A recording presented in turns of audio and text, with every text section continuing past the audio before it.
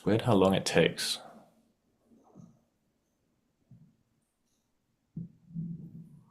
Seems to be working. Oh.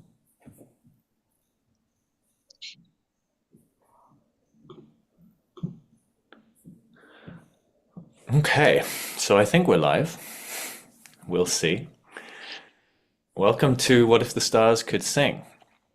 I am excited to be here with my brother Bodhi Kenyon, and I'm excited to be here with you three fine gentlemen.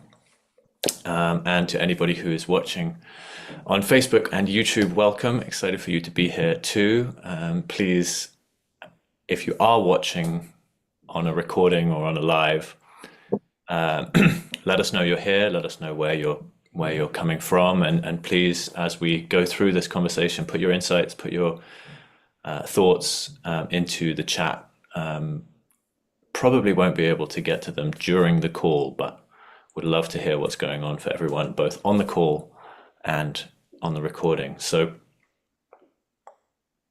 let's take a minute to arrive. We're here for a conversation about mystical experiences, about communication with the stars, about eco-awakening, and about the role of ego in initiation. So let's take a minute to just land. I'm going to invite you to come with me on a journey. Find yourself in a comfortable seat and allow your eyes to close, if it's safe to do so.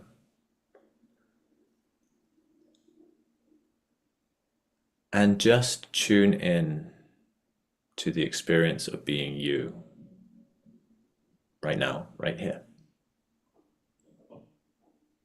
Notice your breath.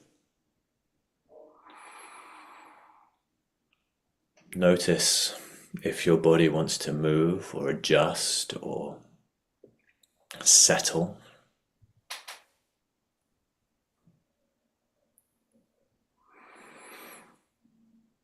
And I want you to imagine that you're walking in a natural place. Maybe a forest, maybe a mountain, maybe a lake, maybe on the surface of the moon. But just take yourself to a place maybe that humans have never been before, and notice what's there for you. Allow yourself to wander through this environment.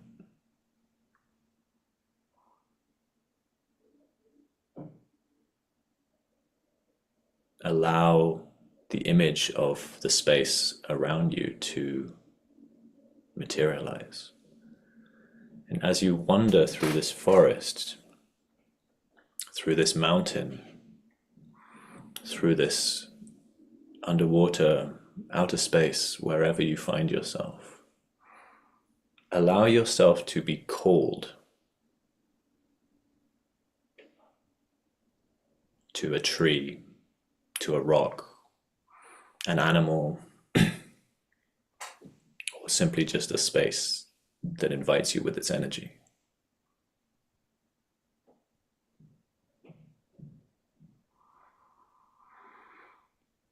And whatever it is that has called you to it, sit with it. Thank it for speaking to you.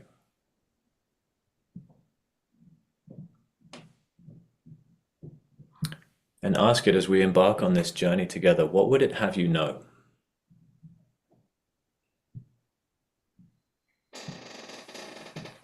What wisdom does it hold for you?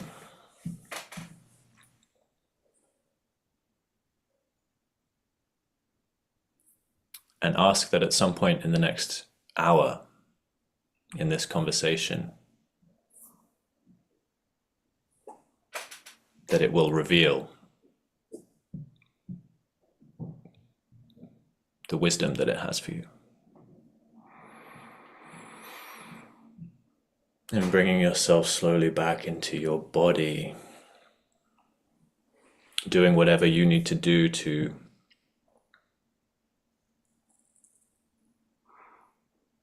not separate, but part ways for now with this place that has called you, and bring yourself back into this time and space.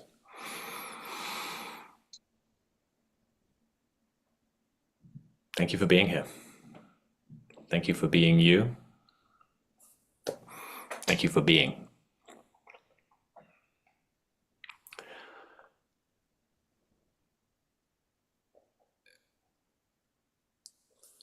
Bodhi, I'd love to take a minute to introduce you, and then I'd love to do a round of who's here and why. Bodhi is someone who I've known for less than a month and several lifetimes.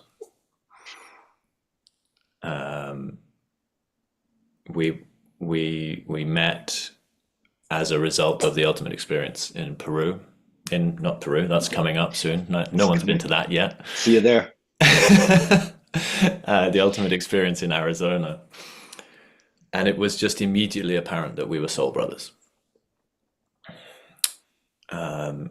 So this is our second creation, the second yes to whatever is unfolding. And as with the last one, neither of us know really what we're going to talk about. I said some fancy words at the beginning, but we're going to talk about whatever we're going to talk about. And it's a co-creation. This is a conversation. So my hope is that I do actually very little of the talking. But Bodhi, thank you for being here. Thank you for creating this space with me. What would you say right now? And I'm going to hand over to you because I actually need to run, and I failed on the computer charger front. So I need to run to another room and grab my charger. So I'm going to leave you in the hands of Bodhi for 15 seconds. Thank you, Tom. Thank you. Nice to see you guys. Robert, Leandro, Chris, good to see you. I thought that was brilliant, the introduction that Tom brought in, the meditation. And it's completely connected to Tom. I live in Honolulu. I just moved to Hawaii after living a long time in Japan. And I saw the sand. Recently, I like to put my feet in the sand. The weather's perfect here. I mean, it's February. It's 84. It's 84 every day. It's sunny. And in that meditation, I was walking. Waikiki is just minutes away. I was walking, and then I just sat in the sand, kind of Indian style, and I sat in the sand. And what it told me was, you're being supported. And I feel the same with Tom. We support each other. Tom comes into my life, and there's just a natural, how do I support Tom? And I think Tom has the same thing with me. And I saw Tom speak on stage, and there was a stability, and it's the same stability that I felt in the sand. You sit Indian style in the sand, it's just like support, right? There's nothing between you and the earth, right? And I was thinking right now, like I'm on the 15th story, I'm on the 15th floor of a building. This chair is supporting me, and the floor of this building is supporting the chair, and the building's being supported by the earth. And somehow this earth is floating in space, being supported by, I don't know, gravity. We're on this thing floating through space that's totally supported. So that's what I felt in meditation. I thought that was brilliant, Tom. That meditation was amazing, and I think that's what I feel with you. Just a great support, and I'm here to support you. Okay, so thank you, Tom. You're muted. I can't hear you, Tom. Thank you. Yeah, I feel the same. I feel that we came into each other's lives to support each other and support the world in shifting its consciousness, because that's what we're both here to do. So now I want to hand it over to to you guys. Bob and Leanne, you were here yesterday and we asked you this question, Adam and I. But just take a moment to introduce yourself. And why are you here? What are you here for?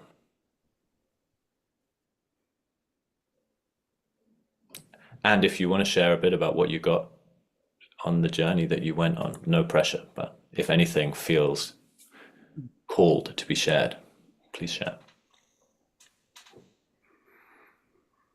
Can you share? I'm here because here I have my brothers. And the strongest feeling that I have in meditation was I'm not alone. I'm here as my partner in crime. If I go deeper into this call, I always have like kind of trouble to say, I am a coach. We met everyone here except Rob into the ultimate coach community. I am a mentor, a coach, at this, at that, blah, blah, blah. And it is the pure I am, as Rob always said. But if I say I am a mystic, I can put that t-shirt. Like I can be speaking 20 years of mysteries and crazy experiences and things that I experience. So for sure, I am open to the mysteries of life. And what the experience was a lion, what is curious, because here's body I love, because love had this passion for words and languages and words, and I was looking for the etymology of my names, and Leandro is the human lion, and Ariel is the lion of God. And I always deny my second name, so I'm now integrating my second name. But both are lion. I was like, what? Both are lion. So that was interesting to see that lion energy. And also I experienced kind of a dragon energy. What is for me, or what I experience, is that powerful clarity that transmutes, that see the shadow part of everything and just bring into clarity. So I don't know what more to share, but I love everyone here. So Welcome, Lion.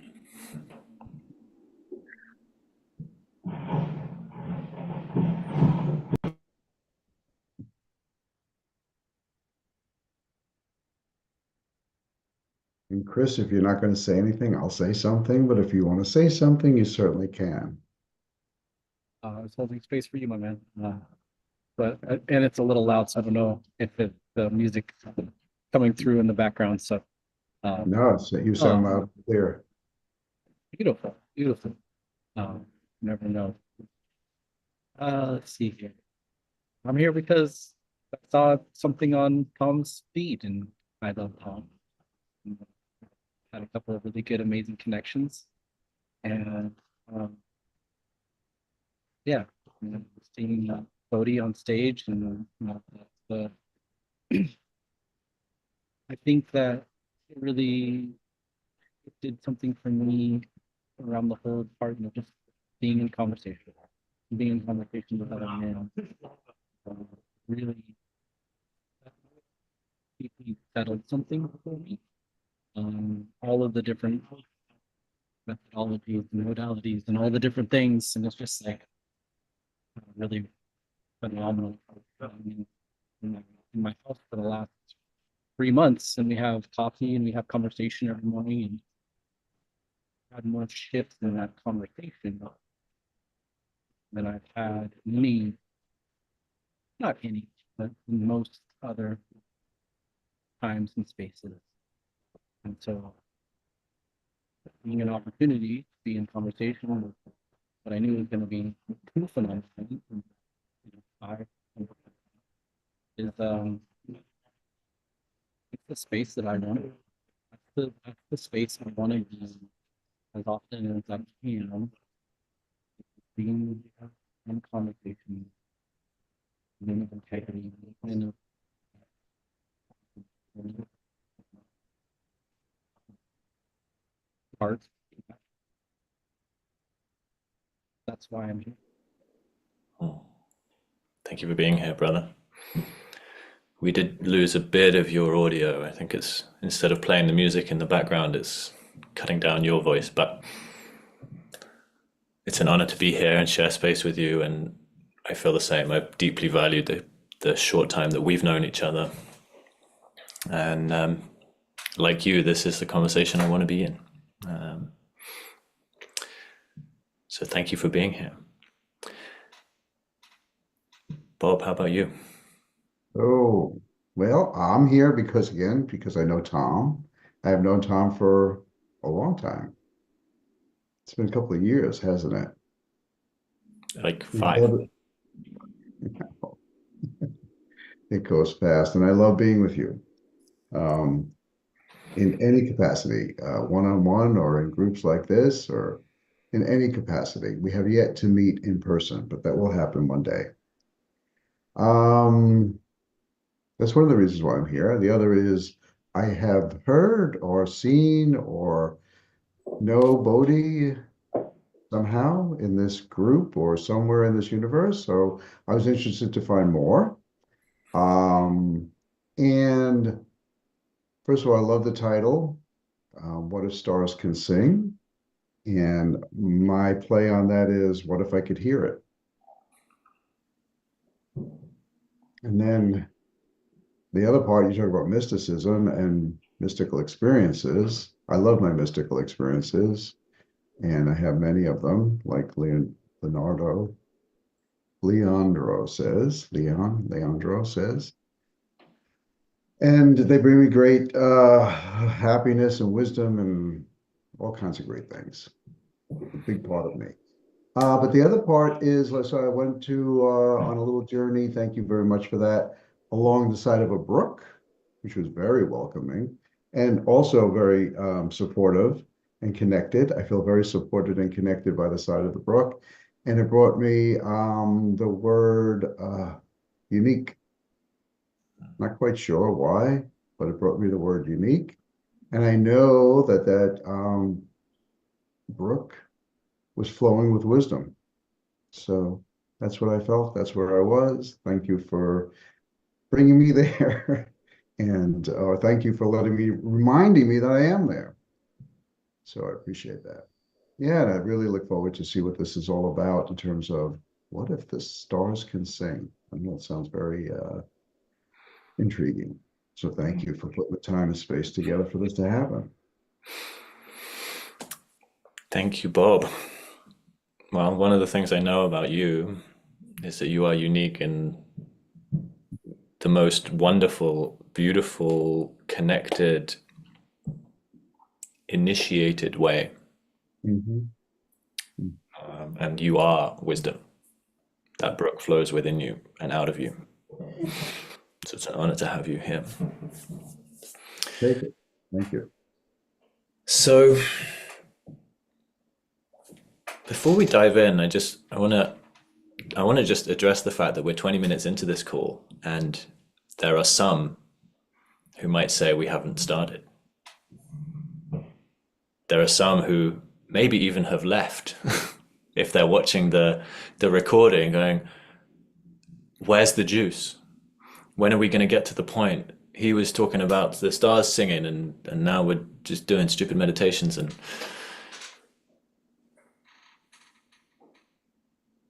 one of the reasons I'm here is to create a space where we can slow down. And yes, we're all on a screen, but life moves so fast and it's so noisy. And Carrie Rickabar is joining the room. Beautiful. We'll talk about why this call is called What If the Stars Could Sing soon. But one of the reasons, hi Carrie, welcome. Thank you for being here. um, is we don't take the time to slow down and just be. So I would say that in a lot of ways, the magic of the call has already happened in the slowing down, in the arriving. And now we've arrived. We can get started. So, Bodhi, I feel like we should just, I feel like you should tell the story that led to this happening. Sure. I don't remember, it was about a week ago. Tom had, probably a couple weeks ago, Tom had mentioned about the Bushmen. I may get the names wrong, please forgive me. And Tom, jump in and fill in the Bushmen of, can you say the name? The Kalahari Desert. Kalahari Desert. I remember Tom sharing that and saying that they could hear the stars. They could actually hear the stars were communicating somehow or moving. There was some sound involved with stars. And they were shocked that people like the Europeans or whoever was there studying them couldn't hear that. So that was the seed. I heard it. Interesting. My wife is Japanese. I'd mentioned it to her. She goes, "You can't hear it?" She goes, "All Japanese people can hear the stars." And then later I asked her about it. She said, "I'm not sure if it's the stars though." So it's really a cute thing, and the conversation is still happening. But that was there, and Tom gave that gift, and it was wow, interesting. And then I had an experience. So I'm in Honolulu. My wife is in Japan. I'm alone. There's a lot of time alone, and I'm in a lot of talks like this, one-on-one, or these groups like this, and there's a certain feeling, loneliness may be the word. I'm alone, and there was something that happened, and I don't know the timeline of it, but it was in the middle of the night. I would swear that I was actually awake, and this was happening within the closed eyes space of my mind. Like I was there. And then I don't know how many stars there were, but I could see all of them. So probably between 6 and 12. And they were pulsating like this. And I realized like, this is not normal. This is something not, and it was like, oh, wow, this is neat. And I was watching them pulsate. And at the same time, I was feeling them on the inside, on the outside. I don't know. I can't explain it that well, but there was a pulsating. It was this beautiful light, and it was like, wow, like a kid looking up at a screen of some sort. And either before or after, it's like the prepositions don't like the befores and the afters and the under and over. It wasn't really there. There was a moment of, so just a little bit of context. I left everything in Japan. I came here with one suitcase and one briefcase and money in the bank. That's what I have as far as stuff. All this in this apartment, this is all furnished. There's nothing that I really own here. So,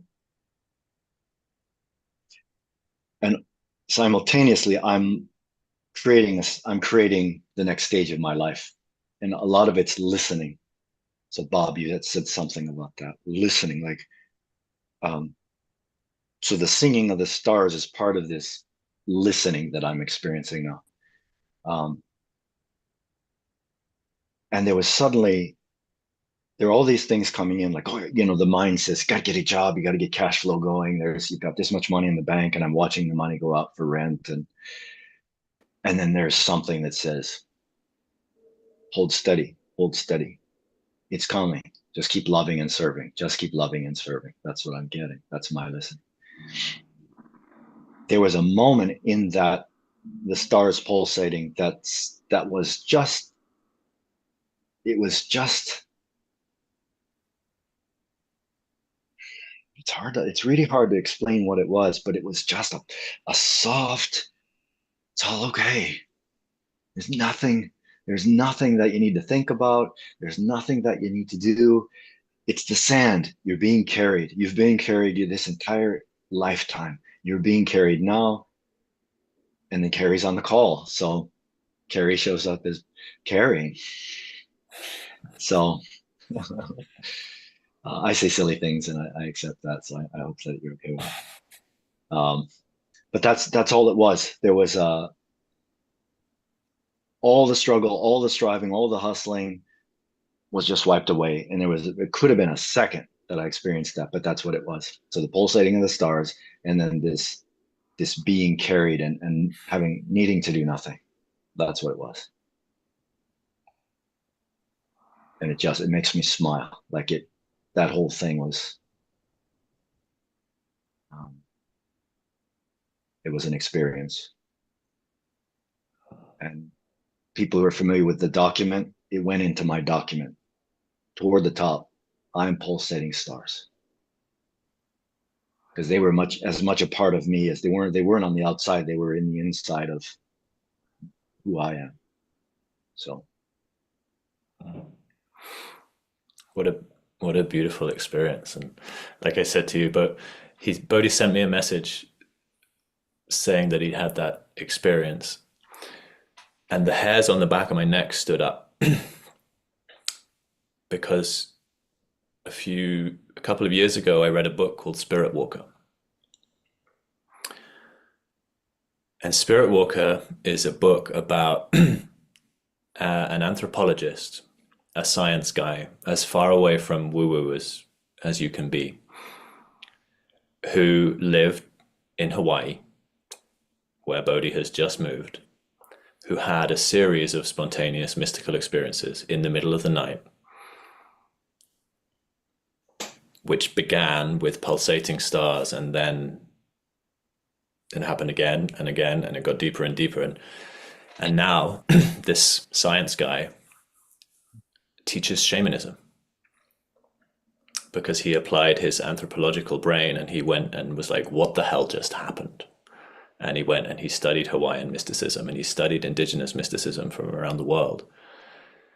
And what he discovered is that the stars and the visions that he experienced in his nighttime adventures are very similar to cave paintings from ancient times all around the world.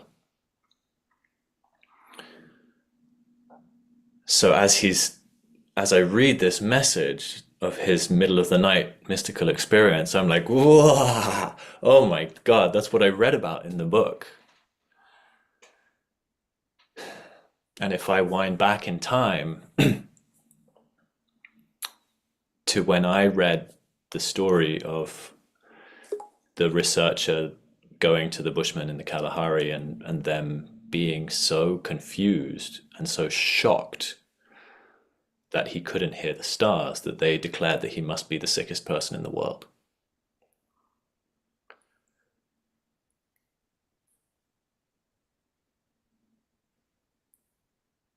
One of the topics open for discussion here is eco-awakening, which is a phenomenon described by Bill Plotkin.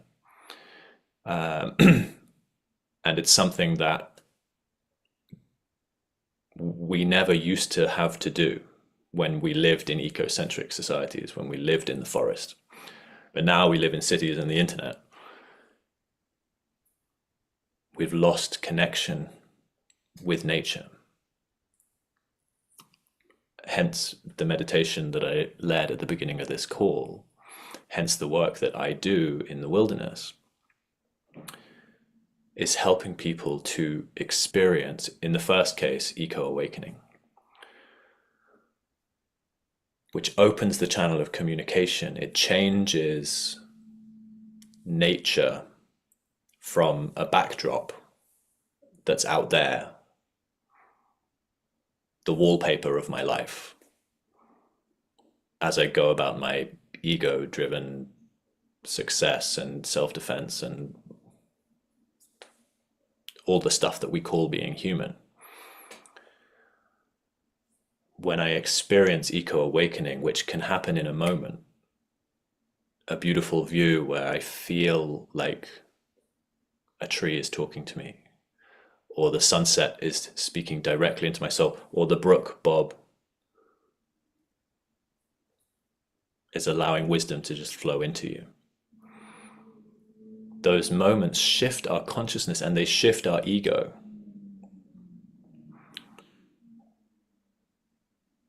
And it's something that never has to be experienced when you live in the forest, because you never go to sleep as far as your connection and your relationship with wild places is concerned. The thing that hit me when I read that story about the Bushman and the stars, it took me to all these ancient civilizations with their 12,000-year-old megalithic structures that are perfectly aligned to the stars. And no one knows how they did it, and no one knows why they did it. And when I read that story, I just had a chunk moment where I was like, well, hold the phone. If these people are in conversation with the stars, if they can hear them, no wonder there's a physical evidence of that conversation. And there's so many, I mean, this is just one example of the ancients and their wisdom. But the question arose in me of, what if that is the reason that we can't understand it with our science, with our reductionist thinking, with our split everything into its composite elements? We've lost the poetry, we've lost the wildness, and we've lost and when we approach it from a scientific perspective and we're like, oh, well, this image correlates with this thing and this is carbon dated to X number of whatever, blah, blah, blah. There's no magic, there's no connection in there.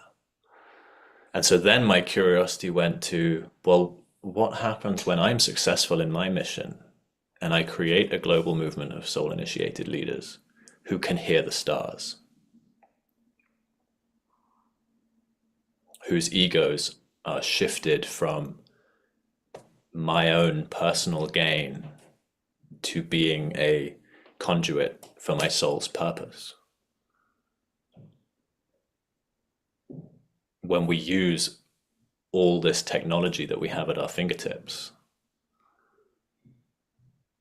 to deepen and expand and grow our connection with the natural world that supports us, that is our lifeblood,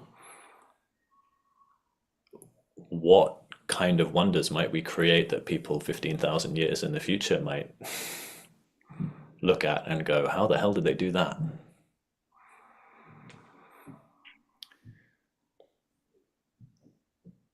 So that's where this conversation came from. You know, yesterday the conversation was the question. And this conversation, this exploration came from a question. What did Bodhi experience at 2 o'clock in the morning?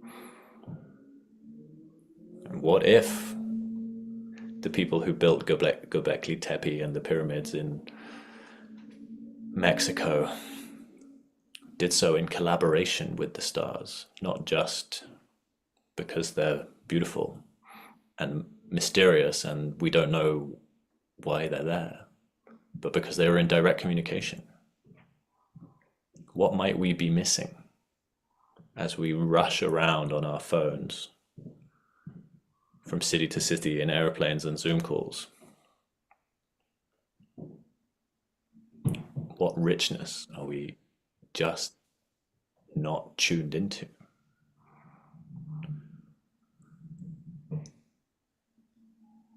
So, yeah, I don't know. I guess that's a little bit about why I'm here. Well, I mean, I don't know if that's a rhetorical question or you'd like me to actually answer that question. Which question? Well, there's two.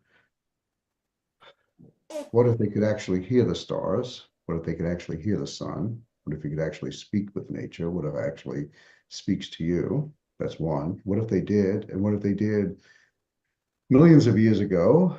And what if we are now? I mean, what if? There is no what if, it is. There it is. People do speak with stars. People do hear nature. People do have mystical experiences. It's not a what does it happen? And for me, it's not even unique or different. It's not special. It's not so. I'm not special because I've had that same experience, Bodhi, in awake, where I'm transported into an entirely different consciousness, into a entirely different place. And people around me don't even know that it happened. I have no idea how long I was gone, and I come back and I'm right in the same place. But there was a lot going on there, and my consciousness was there. So what if? I mean, I do it. Everyone, a lot of people do it, and so it's not a what if. It's like, oh, and then at least your second question was like, what are we missing? You don't know. You're missing a lot. You don't know what you don't know until you go there, right? And it's not even a question of can we go there, or it is a little bit of a question for me because I never asked for this. This started with me when I was 17 and happened all the way up until 68. Until I was 68, I didn't even start saying this to anybody until somebody said to me, "Who are you?" without any of your titles. And that's when I went into my stillness. And that's where I found Carlos Castaneda. I don't know if anybody else knows Carlos Castaneda. He was an anyway, and I studied for 5 years with one of his disciples. And we do hear everything without drugs or without anything other than getting to, like you say, getting out of your and you hear a lot of things.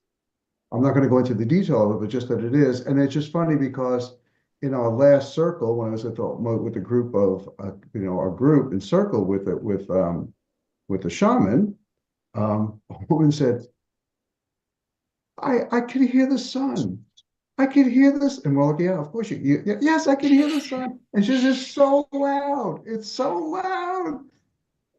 And it was wonderful. She didn't say what it was saying. And I love, Bodhi, what you said, your wife said. I hear them, but I'm not sure it's the stars. I love that part. I love that. That is rich. We don't know exactly, right? Exactly. That's beautiful.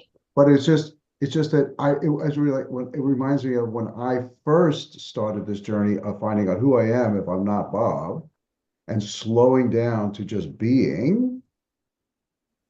I sat on my back porch for like 3 months for 4 hours every morning. And I was so excited to come back to everybody and tell them, I can hear the birds. The birds are actually, and they said, yes, Bob, we know there are birds out there. We know they talk to you and we know the trees are talking to you, It's natural. Like you said, it's been happening all the time. It's not unnatural. It's not even woo-woo to me. I hate that. And then the thing that I've learned so much about being is that it's fun to be there, if you will, but it's awesome to be here. So I come back every single time because I can do things here and I want to get things done. And I'm a doer, the be doing, and I want to get things done. I get things done on the other side too, but it's different here. I can get a lot different things done here. So I come back and now I'm learning to be both there and here at the same time. Don't have to wait. I realize my existence is in both. It's not even, I don't even travel. I don't even journey. It's not a journey. It's just, it's there. Right. I know, Leandro. I just met you last night and I know you know. So that's why I'm here. That's my, understanding of all of this without getting into the details, but that's my understanding. There's that Bob Russo wisdom right there. And I really have to check myself because a lot of it is not Bob Russo. I can Mhm. go way past. I call myself radiance now, when I Mhm. actually am in that space where I am bringing the universe to you. And I am conduit and I'm a medium. And that medium and conduit is called radiance. And it's not Bob. Sometimes I come out of it and I'm like, what did I say? And they said it was perfect. I'm Mm. like, okay, good, that's good. And I don't need to know. Yeah. Anyway, so I just check because I don't want people to know that it's Bob. I do have lots of experience and lots of wisdom and lots of great stuff, but I also have access to the universe and I bring it here to Yeah. you. Well, so now we're into the conversation about the ego and the role of the ego. You know, spiritual circles all over the world have this insistence that we have to crush the ego, that we have to banish it, we have to experience ego death, we have to, if we're going to experience our soul and our spiritual being, the ego has to die because the ego is evil. And it's just not true. And it makes sense in a society that is not eco awakened, in a society that is ego driven, where everyone is in competition and everyone is fighting for themselves, and there's everyone is separate and everyone is alone. It makes sense that in order to, from that lens and from that state of being, the story that I need to kill my ego makes sense. And it's a bit like you know the math that you learn when you're 7. Then when you're 10, they're like, yeah, that was kind of bullshit, you just didn't understand. And then you learn, and then when you're 13 you learn something different, and now you're learning trigonometry and you're like, well, all that stuff was just, it was basic, um, and it was true enough. But it's not the actual truth. And what I'm learning now, and what I think you were alluding to there, Bob, is the initiated ego is the only way for soul to speak in this realm. And so, in some ways, it's not Bob Russo wisdom, but it actually is, because Bob Russo is the medium, is the conduit, is the bridge from radiance to be expressed in this world. Mhm, mhm, mhm. Because radiance on its own has no way of communicating unless through Bob, and my soul can't communicate unless through me, through my physical form, through my ego taking deliberate actions and getting stuff done. And so for me, the whole conversation about shutting down the ego could do very well to be reframed. And what we need to do is wake the ego up to its true purpose. Yeah, Chris, go. We don't need to raise our hands. We can just jump right in. Okay. For this uh, conversation, Bob Russo is the choice of radiance, right? When I That choice started every on minute. reading The Way of Mastery, and that radiance doesn't need to do anything, but has chosen to experience itself, experience this world, to shift this world through the expression that is the ego, or uh, uh, the word just is an interesting inflection for me, but it's just like you are the choice, the flesh bag choice that radiance has decided that they are going to put up with in this very holographic faith. That's just kind of what you read stuff, people say things, and then the tool becomes the everything's part of the way of the mastery for this week. So Thank,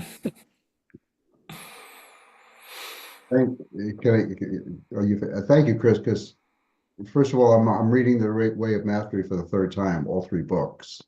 And I'm getting my husband to start reading it now too. And that's beautiful. But the other thing is, I always say I make the choice every minute of every day with every breath to be Bob Russo.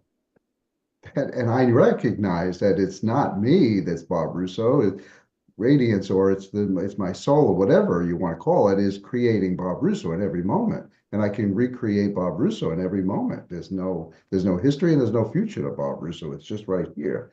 And it's so refreshing, Chris, to hear you say that, because I'm in so many other circles with so many other people who read books about this and have no concept of what I'm saying when I say, I create Bob Russo in every minute. They look at me like I'm speaking from the stars. And I'm like, okay, I get it. I understand. You don't have that experience. You can't understand it until you've had the mystical experience, until you realize you are both, and you are. And so thank you, because it's so refreshing for me to be with people. I mean, Tom, of course, because that's why we've been together for 5 years, understands this, knows this, is this. And I don't need it for validation. It's just nice to be with, to be supported by people who you don't have to get them there. Now, this is a unique, going back to you being unique, this is a unique gathering of people who get it without having to be, oh, I have to get there, I have to learn what Tom is talking about. No, I don't have to teach you anything. I'm not here to teach you anything. I'm not here to get you anywhere. And I feel like, ooh, here we are. I've never really been with a group this big that all gets it. All at one time. I've been individually with hundreds of people, but not like this. It's nice. Thank you. Liam, did you have something you want to share? You're muted. But thank you, because it's so beautiful and powerful what everyone is sharing. When we were speaking about ego, I was asking what is ego, like, because there is so much way of speaking or seeing ego or describing, or what comes to me is ego is every part of myself that have the illusion of separation. So the only thing that have to happen is as, hey, you are not separate. Your integration is, hey, we are one. And you don't do it yet. You just being with it. Just breathe with it. So it's just bringing these illusions with this truth, and true make the work. True, not a conceptual truth, that's the consciousness of what it is. Yeah. Yeah, and what's coming through me right now is you choosing to be Bob Russo every minute of every day.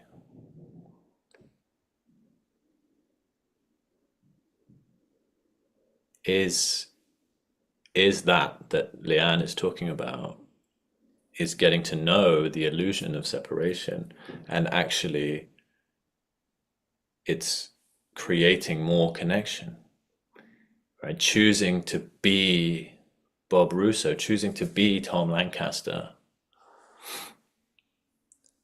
And in that illusion of separation, choosing to be connected, and it's back and forth. It's an ebb and flow. It's in and out, and both and neither at the same time. It's like the question, we don't need it, but it's useful to be with. Yeah. Yeah, and I love what you said, Chris. This who I am in this physical form is the choice that has been made by me.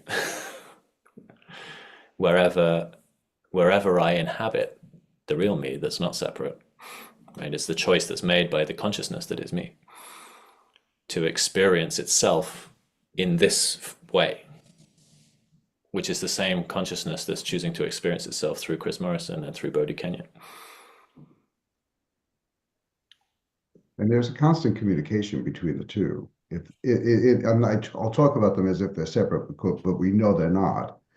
But the I that chooses to be here in every minute is my spirit, if you will, that chooses to be here every minute. And Bob, who chooses to be a spirit and recognize that I have that also. So Bob has to accept and choose what is given to me from my wisdom. And my wisdom chooses to be here. And it's an ebb and flow, and it's a back and forth, it's a conversation. I choose in every moment to be Bob, and Bob chooses in every moment to be accessed to his radiance. They're not a separation. It's one whole package. And I've learned how to bring it. It's infinity, absolutely. Absolutely. And I bring it every minute of every day. And I live both. That's what my shamanic practice has been teaching me, to live it both at the same time. And that's doable. And it's beautiful. And it's, I don't know. I had an experience yesterday. Go ahead, buddy. Go ahead, Chris. Yesterday I had an experience of this, and it's beautiful, the timing of things like this, you know, to talk about choice, and this choice in every moment. I had several things to do, DMV, some documents in Japan that I needed to, and I thought, who would I be without resistance? How would this experience be with zero resistance? And it was just like, and correct me if I'm wrong, but that's enlightenment. Like, if I had zero resistance, I went into the world, like I went to the DMV, and it was just a really wonderful experience. Just a great connection with every single person I connected with. And then I went to get an apostille, like APOSTILLE, as a signature for some money I have in Japan that I need to give to my wife, because I don't live in Japan. I don't have an account there anymore. I go to the wrong address. Oh, you're in the wrong place. Go to this address. It was the state building. So if I have no resistance, I met two really neat people. They told me where to go. I'm walking on the street, seeing people. I go to the Capitol building. I go in there. Oh no, this is the last step of the process. The last step of the process. So I'm getting that that's what Bob's talking about, that communication between the ego. The ego is not happy about not going to the right place at the right time, why this is taking time, or if I'm just in the moment with the soul part of myself, it's actually really a wonderful experience. If there's no fear involved and there's no resistance, which I guess fear is, then it's just a dance through the day. I mean, it's a harmonious experience with others. And if that makes sense, but that's what I experienced. Yes, of course it does. Yeah. Although there's another type of resistance that I experience, which is not frustration and not so much fear, although everything is fear-based, but that resistance of, no, I'm not going there. I'm not doing that. Tom knows it very well. No, I'm not going there. I'm not going in the woods. No, I'm not going there. No, I'm not going there. And then somehow I'm like forced to go there, and I'm like, oh shit. Oh yeah. This is why I'm here. All my spirits are here. Oh, you want to be here. Okay. Why was I resisting? It's like the resistance of, like, you got to do it. You don't want to do it. Like, you don't want to do it. You don't want to, and then you do it. And you're like, oh shit, look at that. Like, everything opens up. It's not just the resistance of, I have to do day-to-day work and not get frustrated and not get mad at the person who cut me off. That's good too. I like that. But the resistance that I get when I don't even know it until afterwards, like, no, I'm not doing it. No, I can get very much like that. No, I'm not doing it. Well, I love when the cats come in because they know exactly what's going on. It means it's a good place. And okay, I have 4 minutes, so I'm gonna that's all I wanted to say. That resistance for me, and when I see other people resisting, them leveling up in their consciousness, no, I'm not going there. No, I'm not going. I could see, I had that dream, or I am lucid, and I know so. No, but I'm not going any further. Of course, it's scary because you've never been there before, or you're not recognizing that you've been there. And it seems scary. That's a different type of resistance for me too, which I play with also, And Bodhi. that's the beauty of this work. That's something I come up against all the time in myself and in people who want to work with me, right? Like you, Yes. Bob. They're like, you want me to do what? Right, That doesn't feel safe, right. right? And it's one of the paradoxes of the ego is it's so concerned with the safety of the not only the physical body, but also the story of who am I? I do this, I don't do that. Like we said. And and one of Joe Dispenza's books is called Breaking the Habit of Being Yourself. And that's what you're talking to is like, and what I'm hearing and what I've experienced in my life is the greater the resistance, the greater the I amness that says I'm not that, the more wisdom there is available to me in going there. And in this moment, I'm inviting in, well, where is the big resistance in me? I have major resistance about cities, about the systems that we live. I mean, my mission is to consciously evolve the systems that humanity has unconsciously created. And now I'm sitting in, well, what am I really resisting in the education system, in the legal system, in the political system, in the financial system, in the societal system, the cultural system that we have built? And what's available to me if I soften into that resistance? Because I have no resistance to going and sleeping in the woods for 2 weeks at a time. Yeah, But well, so I'll that wisdom's create, very available to me. exactly. Well, I was going to create subways and skyscrapers for people just like you. Take you on a retreat in New York City where you're prepared.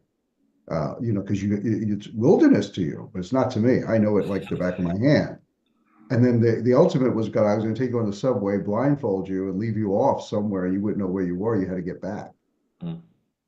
Same thing. I would love to do that for you, Tom. Maybe that's how we meet.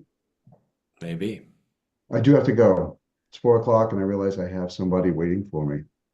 Well, This has been beautiful. Thank you so Super. much, everyone. thank you for being here. Thank you Thank for you for being having me. Radiance.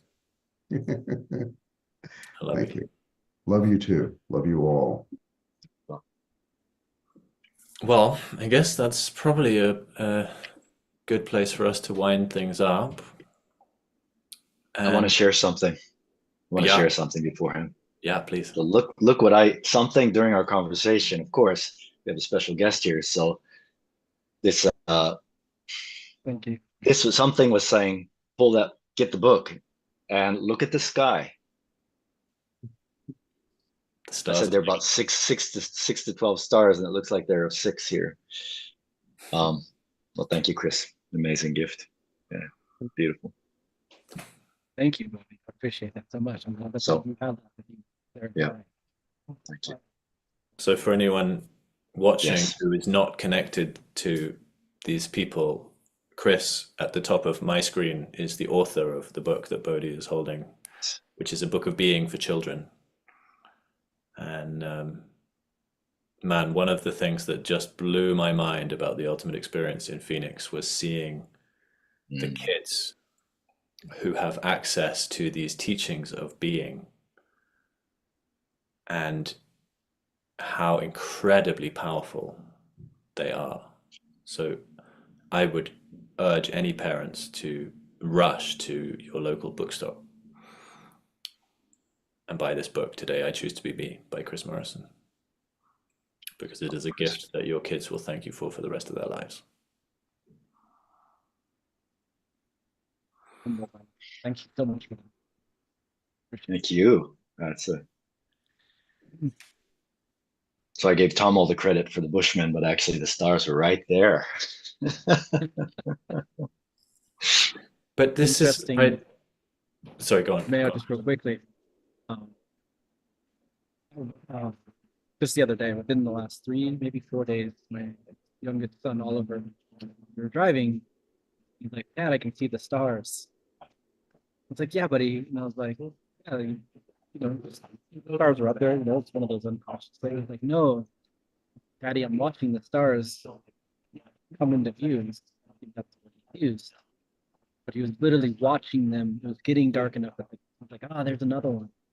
So we stopped and kind of waited outside for some time. And I was just like, I don't know if I've ever done this. I don't ever know if I've ever stopped and watched the stars come into view. And so it's really phenomenal to have one of my greatest teachers, who's my son, give me the gift of slowing down and being present with the transition from night to dark and watch the stars. Oh, there's no one. So I just love how this all ties in with all of this. That listening to the stars, listening to my son, watch the stars come in. I think all the beautiful experiences of energy that we all create. I just really appreciate this conversation. So good. What you're talking about, Bodhi, the 6 stars on the cover of the book, this is how the universe communicates to us. It communicates in abstraction. It communicates in, or God, if that's how you prefer to connect with it. It's like, that is God speaking to you. You had this experience. The stars on the book, the Bushman with the stars, and Spirit Walker, and it's all these little nudges that are pointing you in the direction of something. Mhm. And we don't need to know what it is, but it's nudging you somewhere. And I love what you shared, Chris, like the magic of sunrise and sunset is giving yourself the gift of sitting and watching the change happen. Because in the sunrise, the stars disappear one by one. And then there's a little line of light that grows, and then it changes color and it becomes pink and it becomes orange. And then you start to see some detail in the trees or the buildings or whatever is in front of you. And then the sun comes up, or you start to see the clouds. And we just, for the most part, don't know it's happening. Most of us are asleep when that happens, and we're watching TV when the sun goes down.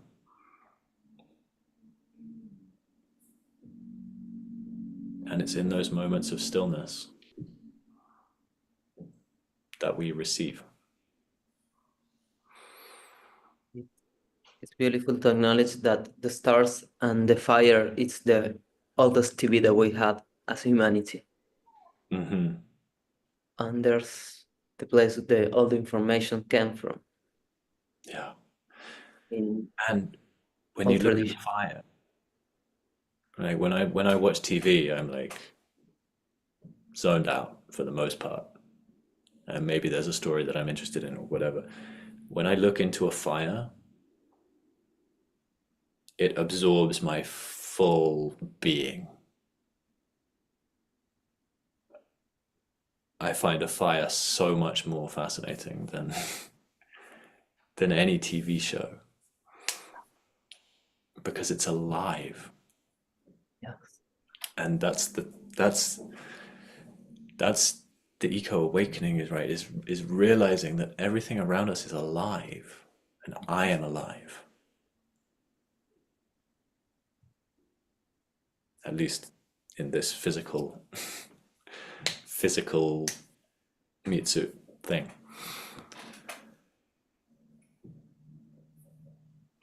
As always, we could continue this conversation until forever, and the conversation never stops. But for the purposes of this conversation and this call, one sentence, one word to summarize your experience over the last hour and a bit.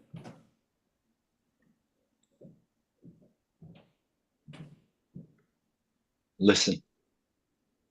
And in that listening is a slowing down and an enjoying. I live in Hawaii. The sunset and the sun, it's a part of everyone's entertainment here. You go to Waikiki at sunset, people are loving it. You see it, you know. They're not watching TV. They're out there. So for me, it's listening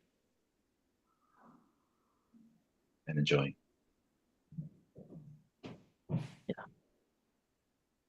And it's communion with my brothers.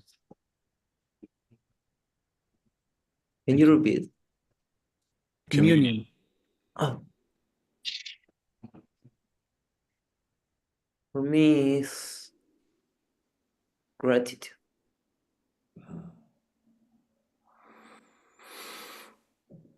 For me, it's alive.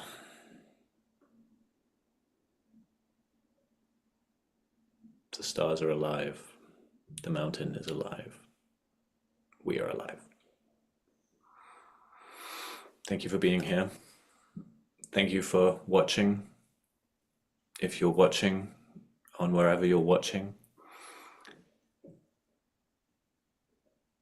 And if this conversation inspires you, then I encourage you to reach out to me about the retreat that I have coming up in May. It's called The Question.